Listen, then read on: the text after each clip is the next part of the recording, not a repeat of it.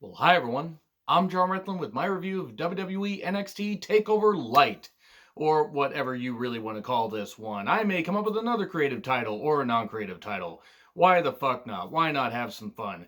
They had a really good main event, and then the rest of it had some moments, and there was some stuff I didn't really care for. So let's jump right on into it, because there was no crowd for obvious reasons. And this stuff has been taped. And if you know what happens next week, please don't spoil it in the comments. And same with Mania spoilers. Don't spoil that shit in the comments. Please don't. So, Velvetteen Dream kicking us off, and he has the biggest pearl necklaces that I've seen. You know what? I'm not going to actually reveal what bigger pearl necklaces I've seen. Moving on from that. I don't know why he thought that was a good idea to wear that, but hey, you know, it gets him over, I guess, somehow. And we have Tom Phillips and Sam Roberts on commentary. Now, look,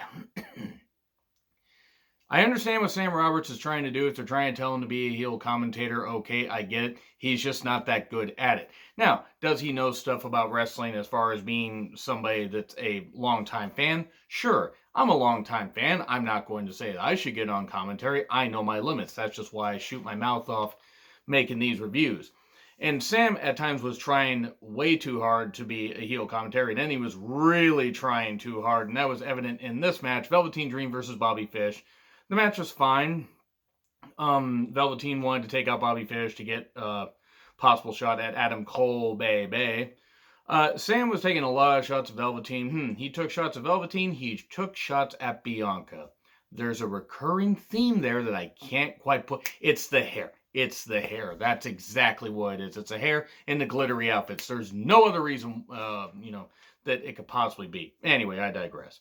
Bobby Fish actually did some good work in this, as you would expect. Even though he's near 40, the guy is still incredible in the ring, and provided that he stays injury-free, can actually, do a lot of good shit for at least another 5 years. And hopefully will be a trainer with WWE, because that's just how good he is.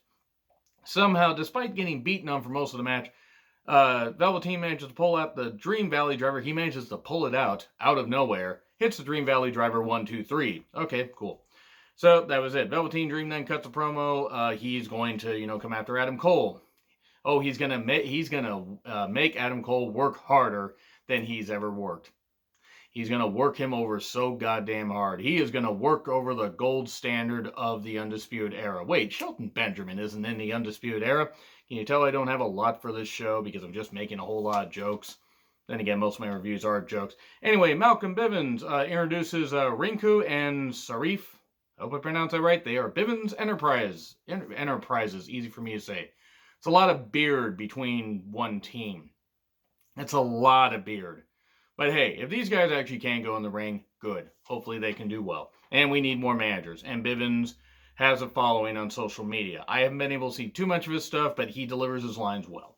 We have then Dexter Loomis, the former Sam Shaw from Impact Wrestling.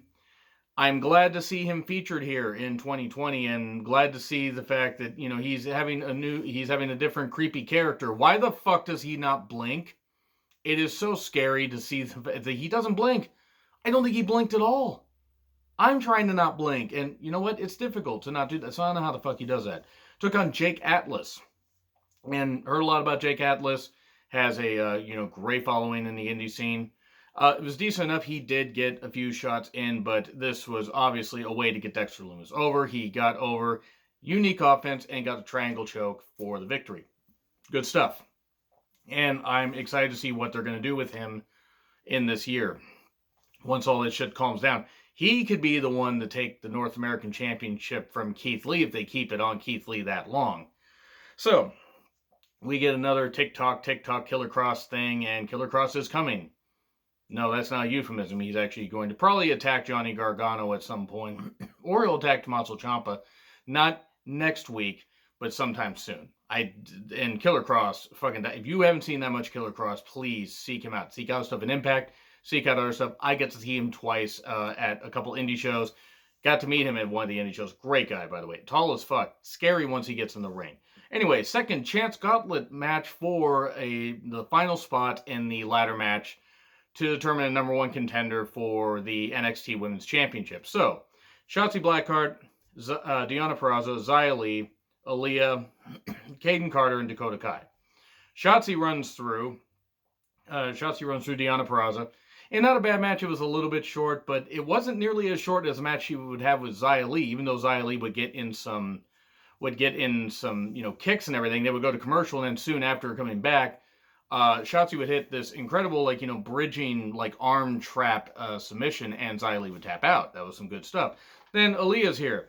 Aaliyah tries, but she missed this one kick in the corner by a fucking country mile. Good Lord. I mean, she's not bad, but for somebody that has been in NXT for at least, 5 years by this point? 6 years? I wish that maybe they would just do something. Make her a manager, have her work on her fundamental or something. Because for somebody that has been in the NXT system that long, you would think she would be doing better. And people think that she's actually pretty good. I would like that to be proven. I don't think she's bad. I just don't know why they're giving her more time on TV when she's still doing this stuff. And Shotzi manages to tap her out with the same submission she beat Xia Li with. Then we get Kayden Carter in. Kayden Carter hits a few moves, but in the end falls to the senton, same that Deonna Purrazzo did for 3. So this was quick. And then Dakota Kai comes down with Raquel Gonzalez, the former Reina Gonzalez. And Dakota takes over with some great heel work, doing some really, really good shit.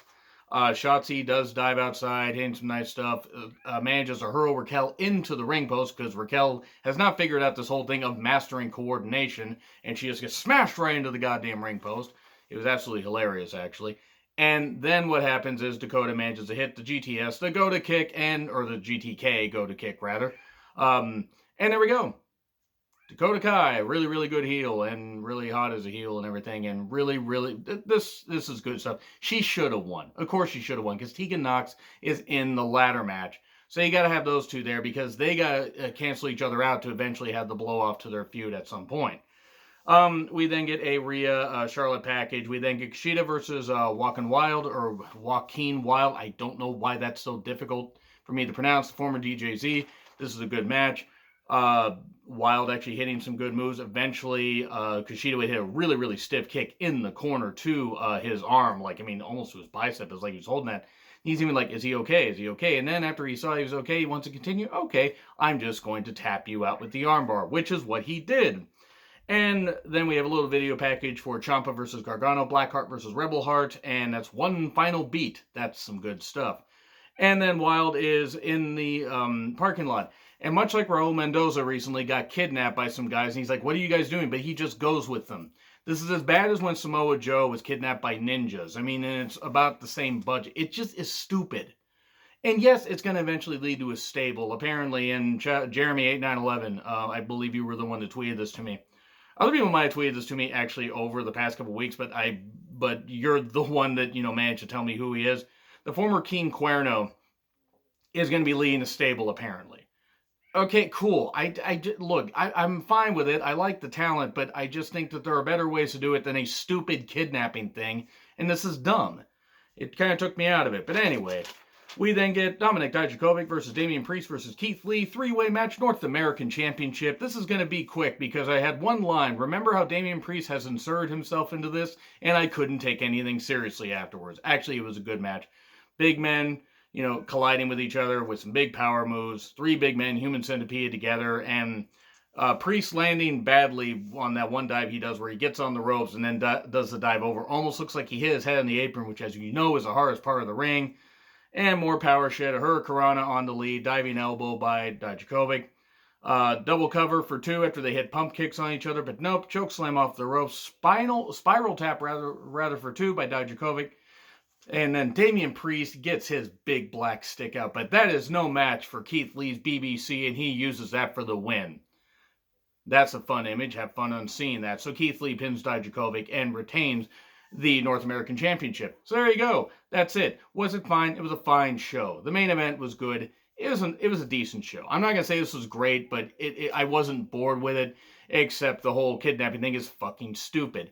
No grade, but it's not like you shouldn't, it's like you should skip this show at all. It's worth watching. Anyway, agree, disagree with what I said. Like, share, subscribe, Twitter handle in the description.